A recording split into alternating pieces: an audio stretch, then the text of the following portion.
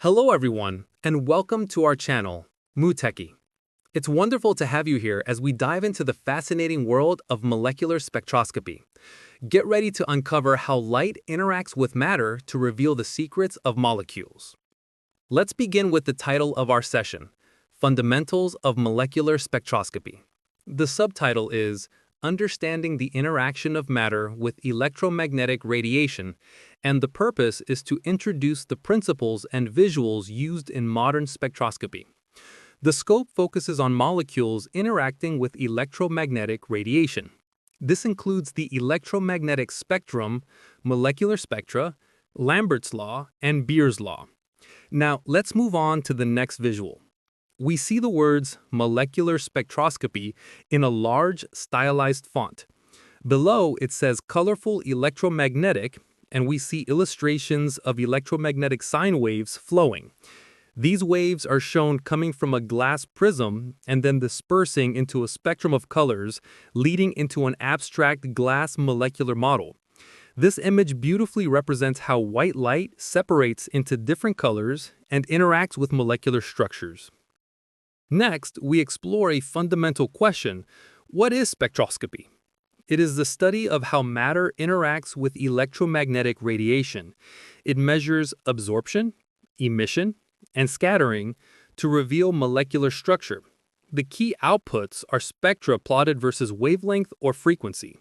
Its applications include identification, quantitation, and studying dynamics. Coming up, we'll discuss the basics of EM radiation and its wave properties. Wavelength, denoted by lambda, is the crest-to-crest distance. Frequency, denoted by V, is the number of cycles per second, measured in hertz. The speed of light, c, is equal to the wavelength times the frequency, expressed by the equation c equals lambda v. Amplitude relates to the intensity or energy flux of the wave. From the photon view, the energy E of a photon is equal to Planck's constant h times the frequency v, which connects the wave model to the quantum view. The diagram illustrates these concepts, showing a wave with labels for wavelength and amplitude, reinforcing the fundamental relationship c equals lambda v. Following this, we have a detailed look at the electromagnetic spectrum. The chart shows the full continuous range ordered by wavelength and frequency. From gamma rays to radio waves. It indicates which types of radiation can penetrate Earth's atmosphere. For example, X-rays cannot, while visible light can. The table lists radiation types alongside their approximate wavelengths in meters. For instance, gamma rays are around 10 to the power of negative 12 meters, and radio waves are around 10 to the power of 3 meters. Other types like X-ray and ultraviolet are also listed for reference. A scale compares the wavelength sizes to familiar objects, from atomic nuclei for gamma rays to buildings for radio waves. The key takeaway is that short wavelength radiation has high energy and high frequency, while long wavelength radiation has low energy and low frequency. The visible light band is approximately 400 to 700 nanometers, flanked by ultraviolet and infrared regions. Let's understand the different ways matter interacts with EM radiation. The three main types are absorption, emission, and scattering. Absorption occurs when photons promote transitions between quantized energy states. Emission is the spontaneous or induced release of energy from excited states. Scattering can be elastic, like Rayleigh scattering, or inelastic, like Raman scattering. Selection rules control which transitions between energy states are allowed. A helpful diagram illustrates these processes. For absorption, an incident photon is absorbed, promoting the molecule to an excited state. For emission, a photon is released as the molecule returns to a lower energy state. For scattering, an incident photon collides and is scattered, sometimes with a change in energy. As we continue, let's get an introduction to molecular spectra. Molecules have electronic, vibrational, and rotational energy levels like different ladders of energy. Spectra are unique fingerprints tied to their spacings between these energy levels. They are typically plotted with signal intensity on one axis and wavelength, frequency, or wave number on the other. The positions and intensities of the spectral lines convey information about molecular structure and concentration.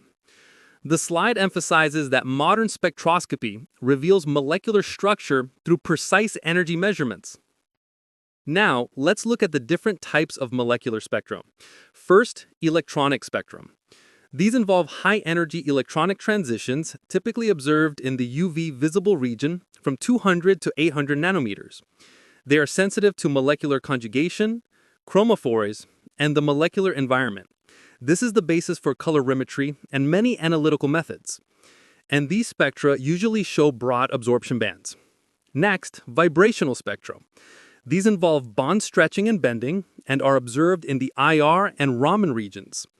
IR spectroscopy measures direct absorption of radiation, while Raman is based on inelastic scattering and depends on changes in polarizability. These spectra are excellent for functional group identification. Finally, rotational spectra. These involve molecular rotation and are observed in the microwave and terahertz regions. They are primarily seen in gas phase samples with high resolution. The energy levels are proportional to rotational constants B. The selection rule for pure rotational transitions is that the rotational quantum number, J, changes by plus or minus 1, which provides a precise way to determine molecular structure and dynamics. Moving forward, let's examine a specific example of an electronic spectrum. This is a UV vis electronic absorption spectrum, showing vibronic transitions. The graph plots absorbance on the y-axis against wavelength in nanometers on the x-axis, ranging from 200 to 800 nanometers. The spectrum shows broad absorption bands. The diagram also illustrates electronic energy levels, with vibrational levels superimposed on both the ground and excited electronic states. Transitions occur between these vibrational levels, leading to the broad bands we see. Sometimes finer vibronic structure can be resolved within them. This technique is sensitive to conjugation, chromophores, and solvent environment, and it forms the basis for colorimetry and many analytical assays. Let us now look at Lambert's Law, which deals with path length dependence. The law states that the intensity of light decays exponentially as it travels through a material. We have incident intensity I0, and after passing through a path length L, the transmitted intensity is I. A mathematical expression shows that the change in intensity, dI, is proportional to negative I times dL. The physical picture is that the light beam attenuates as it passes through the sample cell. This law is the foundation for Beer's law when applied to solutions, and together they form the Beer-Lambert law, expressed as A equals epsilon LC. Next, we explore vibrational and rotational spectra in more detail. First, vibrational spectrum. These include IR absorption bands covering fundamentals and overtone vibrations in the 2.5 to 25 micrometer range. Raman scattering, on the other hand, depends on a change in polarizability. The bond-specific frequencies act as molecular fingerprints for identifying functional groups. Temperature and phase can influence the band shape and resolution. Then we have rotational spectra. These appear as a line spectrum in the microwave and terahertz regions. They are primarily observed in the gas phase with high resolution. The energy levels are proportional to rotational constants B. The selection rule for pure rotational transitions is that the rotational quantum number, J, changes by plus or minus 1, which provides a precise way to determine molecular structure and dynamics. Coming up, we have Beer's law, which describes concentration dependence. The law states that absorbance, A, is equal to epsilon LC, where epsilon is the molar absorptivity, L is the path length, and C is the concentration. A graph plots absorbance on the y-axis against concentration on the x-axis, showing a straight linear line increasing from 0, which illustrates this direct proportionality. This linear relationship allows for quantitative analysis in solutions, especially when measurements are taken at a fixed wavelength, like the absorption maximum, for maximum sensitivity. Finally, let's summarize the key takeaways.